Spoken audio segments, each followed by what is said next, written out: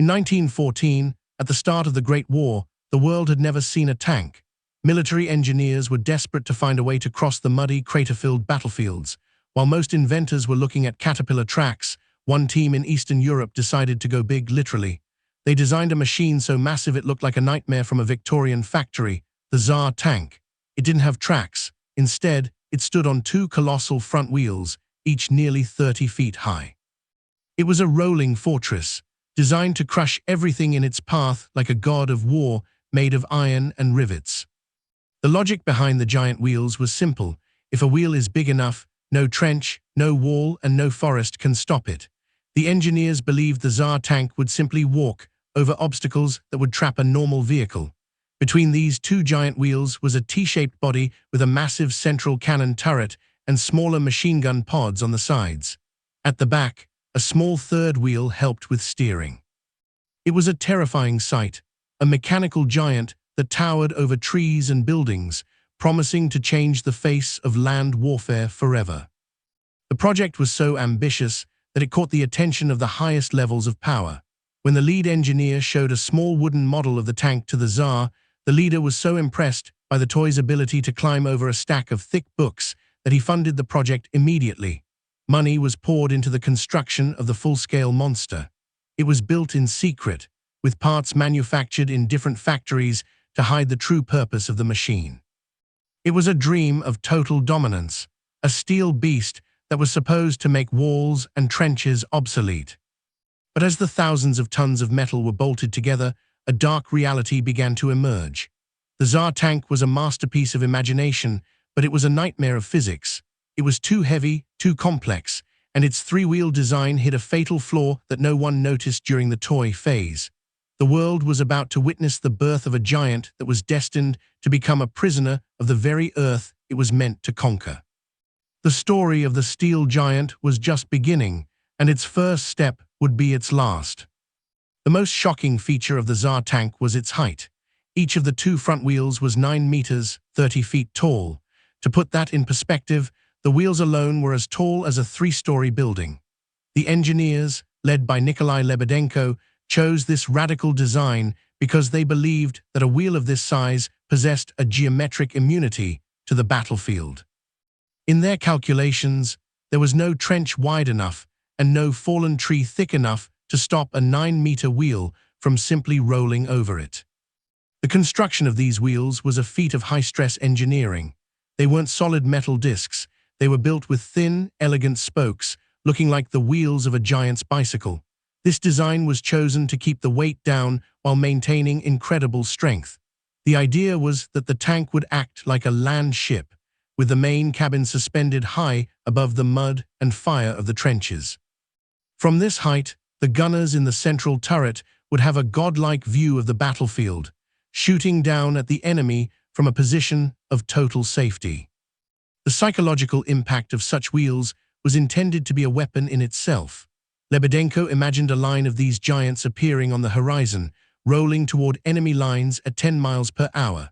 No soldier would stand their ground against a machine that could crush a house like an eggshell. It was designed to be the ultimate breakthrough weapon, a rolling wall of iron that would pave a smooth path for the infantry following behind it. It wasn't just a vehicle, it was an attempt to make the terrain itself irrelevant. However, the 9-meter wheels created a massive problem: balance. Because the front was so high and heavy, the entire weight of the tank relied on the strength of the rear steering wheel. While the front wheels were designed to conquer the mud, the back of the tank was designed like a traditional carriage. This imbalance was the hidden poison in the design. The engineers were so obsessed with the height of the front that they forgot to look at the pressure on the back. The giant was top-heavy, clumsy, and ready to trip over its own shadow. Moving a 60-ton iron monster with wheels as tall as a house required an incredible amount of power. In 1915, most vehicle engines were weak and unreliable, so the engineers had to look for a specialized solution. They managed to secure 2 powerful Maybach engines, each producing 240 horsepower. These were trophy engines, originally taken from a captured German Zeppelin. By placing a German airship engine inside an Eastern European land fortress, the Tsar Tank became a strange hybrid of aviation power and heavy industrial steel. The interior of the tank was a cramped, deafening labyrinth. Each engine was dedicated to one of the giant front wheels. The mechanical system used a friction drive, a series of smaller rollers that pressed against the huge rims of the wheels to make them turn. This meant that the tank didn't have a traditional gearbox. It relied on the raw friction of metal against metal. When the engines started, the vibration was so intense that it could be felt in the ground hundreds of feet away. The heat inside the cabin was unbearable, and the smell of oil and exhaust fumes made it almost impossible for the crew to breathe. Because the engines were originally designed for airships, they were built to run at high speeds in the cool air of the sky, not trapped inside a heavy steel box in the middle of a forest. The cooling system was a constant nightmare for the mechanics. If the engines overheated, the 60-ton giant would become a stationary target. The engineers had to design a complex series of vents and fans just to keep the heart of the tank from melting itself. It was a high-performance racing machine trapped in the body of a slow-moving mountain. The power was there, and the math suggested the tank could reach a speed of 17 km/h, which was incredibly fast for a heavy tank at that time. On a flat, dry road, the Tsar Tank was a terrifying success. It moved with a smooth, rhythmic clanking that sounded like a moving factory. The investors were confident. They had the power, they had the wheels, and they had the armor. But they were about to move the machine from the dry road to the soft, wet earth of the testing grounds, where the engine's power would meet an enemy they couldn't defeat: gravity. In August 1915, the secret was finally unveiled. Deep in a forest near the town of Dimitrov, the Tsar Tank was fully assembled. A crowd of high-ranking officials and generals gathered to watch the iron beast crush the landscape. The engines roared to life with the sound of 1,000 hammers. At first, the test was a spectacular success. The giant 9-meter wheels rolled forward, effortlessly snapping a massive birch tree like a toothpick. The spectators cheered. It seemed the monster on wheels was truly unstoppable. But the forest floor had a trap waiting. As the tank moved further from the solid, dry ground of the assembly area, it entered a patch of soft, swampy soil.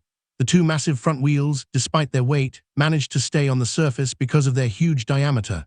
However, the small rear steering wheel was a different story. It was much smaller, carried a huge portion of the tank's weight, and lacked the surface area to stay afloat.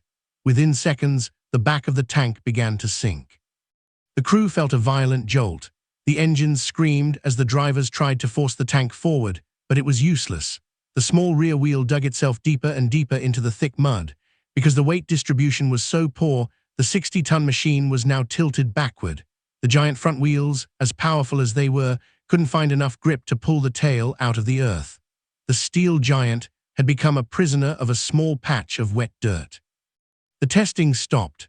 The cheering died down. The generals watched in silence as the most expensive and ambitious weapon of the era sat motionless, half buried in the mud. They tried using teams of horses and even other vehicles to pull it out, but nothing could budge the 60-ton fortress. The Tsar Tank, designed to cross any obstacle in Europe, had failed to cross a single forest clearing. It was a humiliating disaster that proved that in war, a small mistake in physics is more dangerous than an enemy's cannon. After the humiliating failure of the test, the Tsar Tank was not evacuated. Pulling a 60-ton machine out of deep mud was a technical task that no one had the resources or the will to perform. As the Great War grew more violent and chaotic, the military leadership simply walked away. They ordered a small group of guards to watch the site, but eventually even they left. The steel giant, which was supposed to crush the enemy, was left to rot in the woods near Dimitrov, turning into a lonely forest ghost. For the next 8 years, the tank became a surreal part of the landscape. Local villagers told stories of a metal monster hiding in the trees. The massive 9-meter wheels, once symbols of industrial power, were now covered in moss and climbing vines. Rust began to eat away at the armor plating, and the great central turret became a home for birds. It was a haunting sight, a masterpiece of engineering being slowly swallowed by the very nature it was designed to conquer. While the tank sat in silence, the world around it changed forever. The empire that funded its construction collapsed during the Revolution of 1917. The engineers fled or moved on to other projects, and the blueprints were buried in dusty archives. The Tsar Tank became a lost relic, a ghost of a fallen regime. It stood as a monument to human pride and the danger of ignoring the simple laws of physics. It was a giant that had traveled only a few hundred meters, yet it stood in that spot for nearly a decade. By the early 1920s, the new government began looking for ways to rebuild the country. They saw the forest ghost not as a weapon or a miracle of science, but as a mountain of valuable high-grade steel. The era of the giant was coming to an end. It had survived the war and the revolution, but it could not survive the hunger of the industrial furnace. The dream of the 30-foot wheels was about to be cut into pieces. In 1923, the new Soviet government began a massive industrial cleanup of the country. They needed metal to build tractors, trains, and factories for a new era. The Tsar Tank, which had been sinking into the mud for 8 years, was identified as a prime source of high-quality steel. A team of workers arrived in the forest with heavy tools and cutting torches. The monster on wheels, which was built to survive explosions and bullets, had no defense against a group of men with saws. The dismantling process was a difficult and dangerous job. The tank was so large that it had to be cut into hundreds of small pieces just to be moved out of the woods. The massive 9-meter wheels were the first to go. As the spokes were cut, the giant rings collapsed into the mud with a sound that could be heard for miles. The central turret, where the great cannons were supposed to sit, was sliced open like a tin can. Piece by piece, the 60 tons of iron and steel were loaded onto horse-drawn carts and taken away. Watching the giant be destroyed was a strange experience for the locals. To them, it had become a permanent part of the forest, a mysterious metal god, but the new government saw no beauty in it. To them, the Tsar Tank was a symbol of the waste and stupidity of the previous regime. They didn't just want the steel, they wanted to erase the memory of a weapon that was all show and no power. By the end of the year, nothing was left but a deep, circular depression in the earth where the wheels had once stood. The steel from the Tsar Tank was sent to the furnaces of the new Soviet factories. There is a strange irony in its ending. The metal that was meant to be a weapon of destruction was likely turned into the plows that fed the country or the rails that connected distant cities. The steel giant was dead, but its body was used to build the modern world. However, while the metal was gone, the lessons learned from this disaster would stay with tank designers for decades. Years after the Tsar Tank was turned into scrap, engineers looked back at the blueprints to understand how such a massive project could fail so completely. They discovered that the tank was fundamentally doomed by the basic laws of physics. The most obvious problem was ground pressure. While the giant front wheels looked impressive, they were thin and concentrated all the weight onto a very narrow strip of soil. But the real killer was the rear wheel. It was too small to support the 60-ton lever of the tank's body, acting like a spade that dug its own grave every time the engines pushed forward. There was also the problem of vulnerability. In an era of heavy artillery, a 30-foot wheel was a dream come true for an enemy gunner. You didn't need to be a sniper to hit a target as tall as a house. A single high-explosive shell hitting one of those thin spokes would have collapsed the entire structure. The tank was a glass giant. It had the size of a fortress, but the structural fragility of a bicycle. It was a weapon designed for a war that didn't exist, a war where the enemy doesn't shoot back and the ground is always made of solid concrete. Then there was the toy trap. The lead engineer, Lebedenko, had fooled the Tsar with a wooden model that worked perfectly on a carpeted floor, but physics does not scale up perfectly. A wooden toy weighing 100 grams behaves differently than a steel machine weighing 60,000 kilograms. The friction, the mud, and the gravity changed everything. The Tsar Tank was a victim of paper genius. It looked brilliant on a drawing board and charming as a toy, but it was a mathematical impossibility in the real world of mud and blood. The Tsar Tank proved once and for all that in tank design, bigger is almost never better. It taught a generation of engineers that the key to crossing a battlefield wasn't height, but surface area. This is why the world moved away from wheels and toward the caterpillar track. The giant wheels died so that the modern tank could live. It was an expensive, embarrassing, and beautiful mistake that showed that you cannot build a weapon of war based on a fairy tale. The Tsar Tank was a military failure, but it became a legendary success in the world of human imagination. Even though every piece of the original machine was melted down over a century ago, its image lives on. It has become the holy grail of weird engineering, a symbol of the steampunk aesthetic, where Victorian-era technology is pushed to its most absurd and majestic limits. Today, it appears in video games, movies, and art as the ultimate what-if machine, representing a timeline where the world chose giant wheels over caterpillar tracks. Beyond the art world, the ghost of the Tsar Tank still haunts modern engineering. It stands as the ultimate cautionary tale taught in design schools. It reminds engineers to check their scaling laws. Just because a small prototype works doesn't mean the full-sized version will. It also forced the military to accept that the future of transport wasn't about overcoming obstacles with height, but about spreading weight across the ground. The failure of the Tsar Tank directly helped the rise of the all-terrain tracked vehicles we use today for everything from farming to space exploration. In the 21st century, there is a strange respect for the men who built the steel giant. They were wrong, but they were bold. They lived in an age of wonder where anything seemed possible, and they weren't afraid to build a 30-foot-tall bicycle for war.